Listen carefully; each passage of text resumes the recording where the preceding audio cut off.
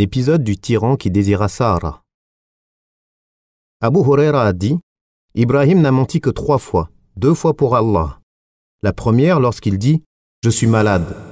La deuxième lorsqu'il dit « C'est la plus grande d'entre elles que voici qu'il a fait ». Et la troisième lorsqu'il arriva avec Sahara sur les terres d'un tyran auquel on dit « Il y a là un homme, Ibrahim, accompagné d'une femme d'une grande beauté ». Le tyran fit venir Ibrahim et lui demanda « Qui est-elle » Il répondit « Ma sœur ». Puis il revint vers Sahara et lui dit « Oh Sahara, nous sommes les 2 seuls croyants sur terre. Il m'a interrogé sur toi et j'ai dit que tu étais ma sœur, ne me démens pas. » Le tyran fit venir Sahara, et lorsqu'elle arriva, il essaya de la toucher, mais fut paralysé. Il lui dit « Invoque Allah pour moi et je ne te ferai aucun mal. » Elle invoqua Allah et il fut libéré. Mais il essaya de nouveau de la toucher, mais fut de nouveau paralysé et plus durement encore. De nouveau il dit « Invoque Allah pour moi et je ne te ferai aucun mal. » Elle invoqua Allah et il fut libéré. Il appela alors un de ses serviteurs et lui dit « Ce n'est pas une femme mais un démon que vous m'avez emmené. » Il lui donna alors Hajar comme servante et la laissa partir. Elle revint chez elle et trouva Ibrahim en train de prier. Il lui fit signe de sa main pour lui demander ce qui s'était passé avec le roi et elle lui répondit « Allah a déjoué la ruse du mécréant ou du libertin et nous a donné Hajar comme servante. » Abu Huraira dit ensuite « Et c'est elle votre mère, ô mes enfants. » Abu Sa'id al-Khudri rapporte que le messager d'Allah a dit à propos des 3 paroles prononcées par Ibrahim « En tout cela, il a cherché à défendre la religion d'Allah. Il dit « Je suis malade » et « C'est la plus grande d'entre elles que voici qu'il a fait. » Et au tyran qui désira Sahara, « C'est ma sœur. » Lorsqu'il dit « C'est ma sœur », c'est-à-dire dans la religion d'Allah. De même, lorsqu'il lui dit « Nous sommes les 2 seuls croyants sur terre », cela signifie le seul couple de croyants sur terre, puisque l'autre était avec eux et qu'il est un prophète. En se rendant chez le tyran, Ibrahim pria Allah qu'il protège sa famille et repousse le mal de celui qui en voulait à son épouse. Sahara fit de même, et c'est pourquoi, lorsque l'ennemi s'avança vers elle, elle se mit à faire ses ablutions, à prier et invoquer Allah comme elle le faisait auparavant. C'est pourquoi Allah dit « Et cherchez secours dans la patience et la prière ». Allah la protégea et la préserva donc en raison de la vertu de son serviteur, messager, bien-aimé et ami privilégié Ibrahim. Certains savants ont même été d'avis que 3 femmes reçurent la prophétie. Sahara, la mère de Moussa et Mariam. Mais la majorité des savants est d'avis qu'elles sont des véridiques et non des prophètes. Son retour vers la Terre Sainte et l'émigration de Lot. Ensuite, l'ami privilégié d'Allah quitta l'Égypte pour revenir vers la Terre Sainte en emportant avec lui des troupeaux, des esclaves et de nombreux biens. Hajar, la copte, l'Égyptienne, les accompagna également. Puis, sur ordre d'Ibrahim, Lot prit une part des biens et émigra vers la région d'Al-Ghawr, où se trouvait la ville de Sadoum, une des grandes cités de l'époque, habitée par des gens mauvais, mécréants et libertins. La bonne annonce faite à Ibrahim. Allah révéla alors à Ibrahim de regarder vers le nord, le sud, l'est et l'ouest, et lui annonça « Je t'accorderai toute cette région à toi et ta descendance jusqu'à la fin des temps, et ta descendance va se multiplier au point d'être aussi nombreuse que la poussière de la terre. » Cette bonne annonce concerne cette communauté, et plus encore, elle ne se sera concrétisée pleinement qu'avec l'avènement de la communauté du prophète Mohammed. Cela est confirmé par la parole du prophète « Allah a réuni pour moi la terre et je l'ai vue d'Orient en Occident, et le royaume de ma communauté atteindra tout ce qu'on a réuni pour moi. » La naissance d'Ismaïl. Les gens du livre rapportent qu'Ibrahim a invoqué Allah afin qu'il lui accorde une descendance pieuse, et Allah lui annonça cela. Après 20 années passées en Terre Sainte, Sahara dit à Ibrahim « Le Seigneur m'a privé d'enfant. Accouple-toi donc avec ma servante dans l'espoir qu'Allah nous accorde un enfant. » Ibrahim accepta la proposition. Elle tomba aussitôt enceinte et mit au monde Ismaïl. Lorsqu'Ismaïl vint au monde, Allah inspira à Ibrahim qu'il aura un fils de Sahara, nommé Ishaq. Ibrahim tomba alors prosterné devant Allah en signe de reconnaissance. Allah lui dit « J'ai répondu à tes invocations concernant Ismaïl. Je l'ai béni et j'ai multiplié sa descendance d'où émergeront 12 hommes prestigieux. Et il sera le père d'une grande nation. » C'est là encore une grande annonce pour cette communauté car les 12 hommes ne sont autres que les califes bien guidés annoncés dans le hadith de Jabir ibn Samura qui rapporte « Le prophète a dit « Apparaîtront 12 princes ». Puis il dit une parole que je n'ai pas compris. J'ai donc interrogé mon père qui me dit « Tous issus de Quraysh ». Dans une autre version, cette religion ne cessera d'exister. Dans une version, d'être puissante, tant qu'il y aura ces 12 successeurs, tous issus de Quraysh. Parmi eux, Abu Bakr, Omar ibn al-Khattab, Uthman ibn Affan, Ali ibn Abi Talib, Omar ibn Abdul Aziz et certains descendants des Al-Abbas. Cela ne signifie pas qu'il faille que ce soit 12 hommes qui se suivent, mais plutôt qu'ils devront nécessairement exister. Cela ne désigne pas non plus les 12 imams, en lesquels croit la secte chiite Ar-Rafida, et dont le premier est Ali, et le dernier l'imam attendu qui repose pour l'instant dans la grotte de Sammara, et dont le nom est Muhammad ibn al-Hassan al-Askari, comme ils le prétendent. Et on n'a pas vu parmi eux plus bénéfique qu'Ali et son fils Hassan lorsque Ali abandonna le combat et céda le pouvoir à Muawiyah, étouffant ainsi le feu des troubles et calmant l'ardeur du combat entre les musulmans. Les autres prétendus imams, des Rafida, n'étaient que des sujets et n'ont eu aucun poids sur le sort de la communauté. Quant à leurs croyances concernant la grotte de Sammara, c'est un fantasme et une élucubration sans aucune réalité ou preuve. Lorsque Hajar mit au monde Ismaïl, Sarah devint très jalouse et elle demanda à Ibrahim de l'éloigner d'elle. Il prit donc Hajar et Ismaïl et les amena jusqu'à ce qui est aujourd'hui la Mecque. On rapporte qu'Ismaïl était encore un nourrisson à ce moment et que lorsqu'Ibrahim les laissa et s'en alla, Hajar s'agrippa à ses vêtements et lui dit « Ô Ibrahim, où vas-tu nous abandonnant ici sans rien ?» Il ne répondit pas, et lorsqu'elle vit que malgré son insistance il ne répondait pas, elle lui demanda « Est-ce Allah qui t'a ordonné cela ?» Il dit « Oui ». Elle dit alors « Dans ce cas, il ne nous abandonnera pas. » Le voyage d'Ibrahim, Ismaïl et Hajar. Ibn Abbas rapporte que la première femme à avoir porté une ceinture fut la mère d'Ismaïl, qui en porta pour cacher les signes de sa grossesse à Sarah. Puis Ibrahim les prit, elle et son fils, qu'elle allaitait encore, et les laissa près de la maison sacrée, au pied d'un grand arbre au-dessus de Zamzam, dans la partie la plus élevée de la mosquée. Il n'y avait alors personne à la Mecque, et il n'y avait pas d'eau. Il les laissa là, avec pour seule provision une sacoche de dattes et une outre remplie d'eau. Puis il revint sur ses pas, mais la mère d'Ismaïl le suivit et lui dit « Ô Ibrahim, où vas-tu en nous laissant ici, dans ce désert où il n'y a rien ni personne ?» Elle répéta plusieurs fois sa question, mais il ne se retournait pas.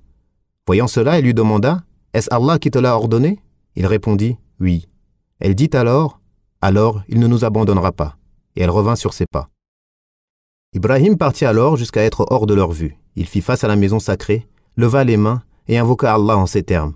« Ô Seigneur, j'ai établi une partie de ma descendance dans une vallée sans culture, près de ta maison sacrée.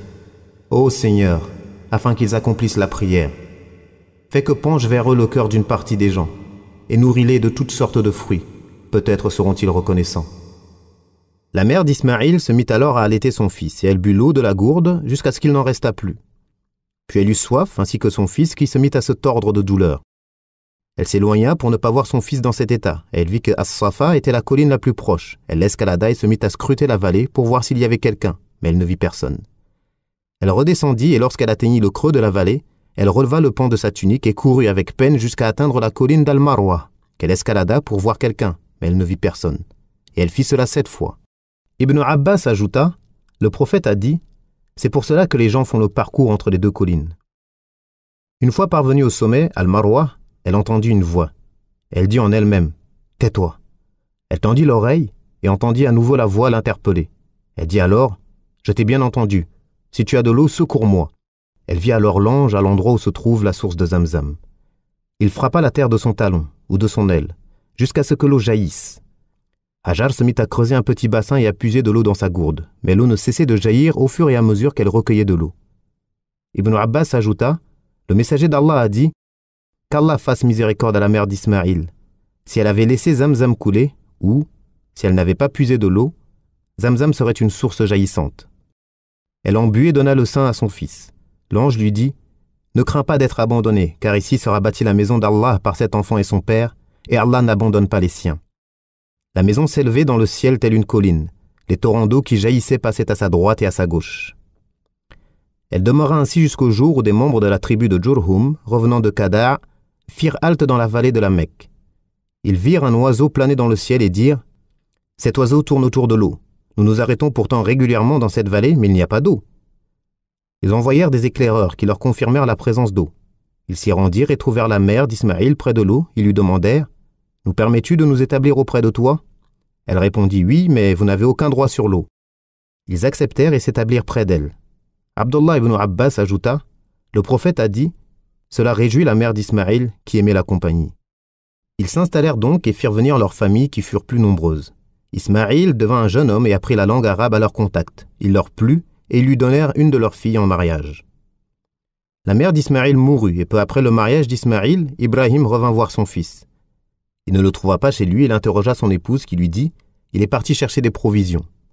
Puis il l'interrogea sur leur situation et elle lui répondit « Nous vivons mal, dans la gêne et la difficulté. » Il lui dit alors « Lorsque ton époux sera de retour, transmets-lui mon salut et dis-lui qu'il change le seuil de sa porte. » À son retour, Ismaïl pressentit quelque chose et dit « Quelqu'un est-il venu ?» Elle répondit « Oui, un vieillard qui était comme ceci et comme cela. » Elle le décrivit « Est venu et m'a demandé de tes nouvelles. Je lui en ai donné. Il me demanda aussi comment nous vivions et je lui ai répondu que nous vivions dans la gêne et la difficulté. Il lui dit « T'a-t-il fait une recommandation ?»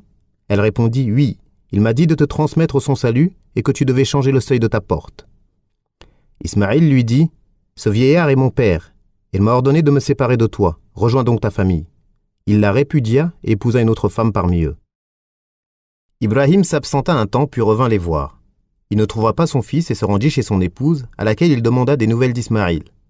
Elle lui répondit « Il est parti chercher des provisions. » Puis il l'interrogea sur leur situation. Elle lui répondit « Nous vivons dans le bien et l'aisance. » Et elle fit les éloges de son mari. Il lui demanda « De quoi vous nourrissez-vous » ? « De viande. » « Que buvez-vous » ? « De l'eau. »« Ô Allah, bénis leur viande et leur eau. » Le prophète dit « Il n'avait alors pas de céréales. S'il y en avait eu, Ibrahim les aurait également bénis. » Personne en dehors des habitants de la Mecque ne peut se contenter de ces deux seules choses sans s'en plaindre. Il lui dit « Lorsque ton époux sera de retour, transmets-lui mon salut et dis-lui de garder le seuil de sa porte. » À son retour, Ismaïl lui demanda « Quelqu'un est-il venu ?» Elle répondit « Oui, un vieil homme de belle apparence. » Elle fit ses éloges et il m'a demandé de tes nouvelles. Je lui en ai donné. Il me demanda aussi comment nous vivions et je lui ai répondu que nous vivions dans le bien. Il lui dit « T'a-t-il fait une recommandation ?» Elle répondit « Oui, il m'a dit de te transmettre son salut et que tu devais garder le seuil de ta porte. » Ismaïl lui dit « Cet homme est mon père. Tu es le seuil de la porte et il m'a ordonné de te garder pour épouse. » Ibrahim s'absenta encore quelque temps puis revint à la Mecque pour voir son fils. Il le trouva assis sous un arbre près du puits de Zamzam taillant des flèches. Ismaïl se leva, alla à sa rencontre et ils s'étreignirent comme seul un père et son fils peuvent le faire. Puis Ibrahim dit à son fils « Ô mon fils, Allah m'a ordonné quelque chose. » Ismaïl lui dit « Fais ce que ton Seigneur t'a ordonné. M'y aideras-tu ? Oui, je t'aiderai. Allah m'a ordonné de construire une maison à cet emplacement. » Et il lui montra un monticule qui dominait les alentours. C'est là qu'ils bâtirent les fondations de la maison. Ismaïl apportait les pierres à Ibrahim qui se chargeait de la construction. Lorsque la construction s'éleva, il lui apporta un rocher sur lequel il monta pour continuer son travail. Et Ismaïl lui donnait les pierres. Et ils disaient tous deux « Ô Seigneur, accepte ceci de notre part. Tu es certes celui qui entend tout, celui qui sait tout. » Ils terminèrent la construction puis tournèrent autour de la maison en disant « Ô Seigneur, accepte ceci de notre part. Tu es certes celui qui entend tout, celui qui sait tout. » Ce récit est attribué à Ibn Abbas, mais contient quelques éléments attribués au prophète. Mais il contient des choses étranges qui montrent qu'Ibn Abbas a pu le rapporter des récits des gens du livre. Dans ce récit, il est dit qu'Ismaïl était encore un nourrisson. Il n'est également fait mention que de 3 venues d'Ibrahim, la première seulement après le mariage d'Ismaïl et la mort de Hajar. Comment aurait-il pu les laisser, comme cela est prétendu, depuis le plus jeune âge de l'enfant et ce jusqu'à ce qu'il se marie sans chercher après eux? On rapporte également que la terre fut pliée pour lui, ou qu'il chevaucha Al-Buraq pour aller les voir. Mais comment n'aurait-il pas cherché à connaître leur situation, alors qu'ils étaient dans la nécessité et le besoin le plus total? Il semble qu'une partie de ce récit soit empruntée aux gens du livre et agrémentée de quelques propos attribués au prophète. On ne fait pas mention de celui qui devait être immolé et qui est Ismaïl, comme cela apparaît dans Surat As-Saffat.